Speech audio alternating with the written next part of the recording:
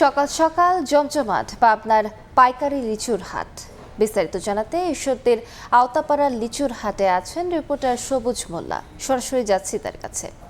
সবুজ, লিচু উৎপাদনের জন্য সমৃদ্ধ একটি জেলা পাবনা। সারা দেশে যে পরিমাণ লিচু উৎপাদন হয়ে থাকে তার একটি বড় অংশ উৎপাদন হয় পাবনা থেকে। আর আজকে আমরা এই মুহূর্তে অবস্থান করছি পাবনার ঈশ্বরদীর আওতাপাড়া লিচুর আড়তে।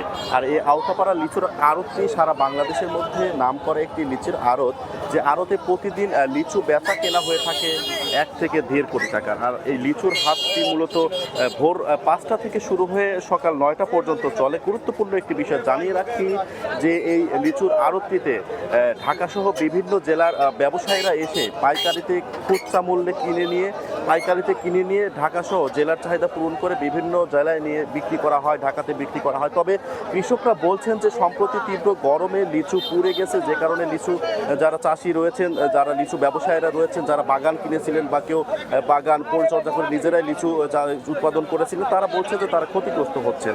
এদিকে আমরা পেছনটা আসলে দেখতেই পাচ্ছেন যে আসলে ঝুড়িতে তোড়ায় কিন্তু সাজানো রসালো লিচু, ক্রেতা আর বিক্রেতাদের কিন্তু হাঁকডাকে উৎসবমুখর পরিবেশ বিরাজ করছে।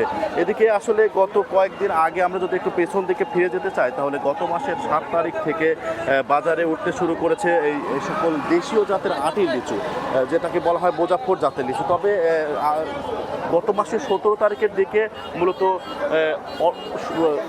পরিপক্ক লিচু বাজারে উঠতে শুরু করে। মানে কৃষি বিভাগ বলছে যে গত 7 তারিখে যেসব লিচুগুলো বাজারে উঠেছিল সেগুলো কিন্তু অপরিপক্ক, আর অধিক লাভের আশায় কিছু অসাধু ব্যবসায়ীরা এই লিচু বাজারে তুলেছিলেন। আর এখন পর্যন্ত এই ছিল আমার কাছে সর্বশেষ।